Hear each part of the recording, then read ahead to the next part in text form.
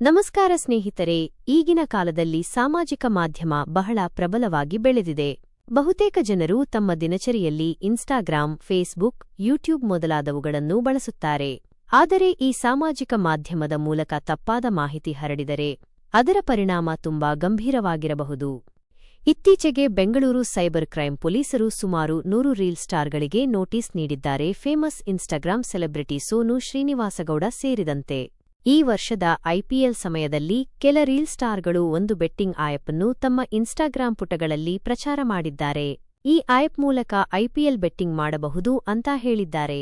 ಆದರೆ ಇದು ಸರ್ಕಾರದಿಂದ ಅನುಮೋದಿತವಾಗಿಲ್ಲದ ಆ್ಯಪ್.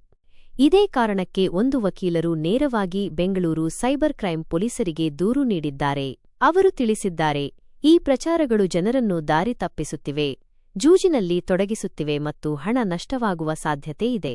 ರೀಲ್ ಸ್ಟಾರ್ಗಳು ತಮ್ಮ ಸ್ಪಷ್ಟೀಕರಣದಲ್ಲಿ ಹೇಳಿದರು, ನಾವು ಈ ಆ್ಯಪ್ ಕುರಿತು ಜಾಸ್ತಿ ಮಾಹಿತಿ ಹೊಂದಿರಲಿಲ್ಲ. ನಾವು ಸರಳವಾಗಿ ಪೇಯ್ಡ್ ಪ್ರಮೋಷನ್ ಮಾಡಿದ್ದೆವು.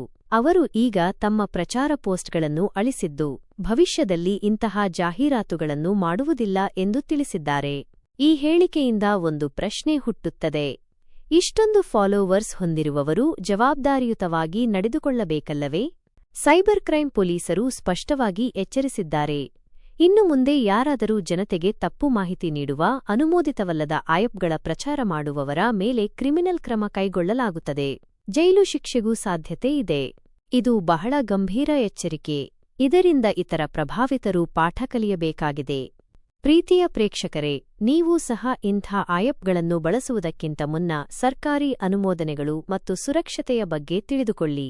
ನಿಮ್ಮ ಹಣ, ನಿಮ್ಮ ಸಮಯ ಮತ್ತು ನಿಮ್ಮ ಭದ್ರತೆ ಹಾಳಾಗಬಾರದು. ಈ ವೇಳೆ ನಾವು ಕೇಳಬೇಕಾದ ಪ್ರಶ್ನೆ: ಇನ್ಫ್ಲೂಯೆನ್ಸರ್ಗಳು ಪ್ರೋಮೋ ಮಾಡಿದ್ರೆ ನಾವು ನಂಬಬೇಕಾ? ಇವರು ಹಣಕ್ಕಾಗಿ ತಪ್ಪಾದ ಮಾಹಿತಿಯನ್ನು ಹರಡಿದ್ರೆ ಕಾನೂನಿನಲ್ಲಿ ಅವರ ಮೇಲೆ ಕ್ರಮ ಅಗತ್ಯವಲ್ಲವೇ? ಈ ಪ್ರಕರಣವು ಒಂದು ದೊಡ್ಡ ಪಾಠ ನೀಡಿದೆ. ರೀಲ್ ಸ್ಟಾರ್ಗಳು, ಇನ್ಫ್ಲೂಯೆನ್ಸರ್ಗಳು ಮತ್ತು ಎಲ್ಲರೂ ತಮ್ಮ ಪ್ರಭಾವವನ್ನು ಸದುಪಯೋಗ ಮಾಡಿಕೊಂಡು ಸತ್ಯವಾದ ಮಾಹಿತಿ ಮಾತ್ರ ಹರಡಬೇಕು. ನಿಮ್ಮ ಜೀವನ, ನಿಮ್ಮ ನಿರ್ಧಾರಗಳು ಈ ಪ್ರಚಾರಗಳಿಂದ ಪ್ರಭಾವಿತವಾಗುತ್ತವೆ. ಆದ್ದರಿಂದ ಎಚ್ಚರಿಕೆಯಿಂದಿರಿ. ಈ ವಿಡಿಯೋ ನಿಮಗೆ ಉಪಯುಕ್ತವಾಯಿತೇ? ಈ ವಿಷಯವನ್ನು ನಿಮ್ಮ ಸ್ನೇಹಿತರೊಂದಿಗೆ ಹಂಚಿಕೊಳ್ಳಿ. ನಿಮ್ಮ ಅಭಿಪ್ರಾಯವನ್ನು ಕಾಮೆಂಟ್ನಲ್ಲಿ ತಿಳಿಸಿ. ಇಡೀ ಸಮಾಜ ಜಾಗೃತವಾಗಬೇಕು. ಧನ್ಯವಾದಗಳು. ನಮಸ್ಕಾರ.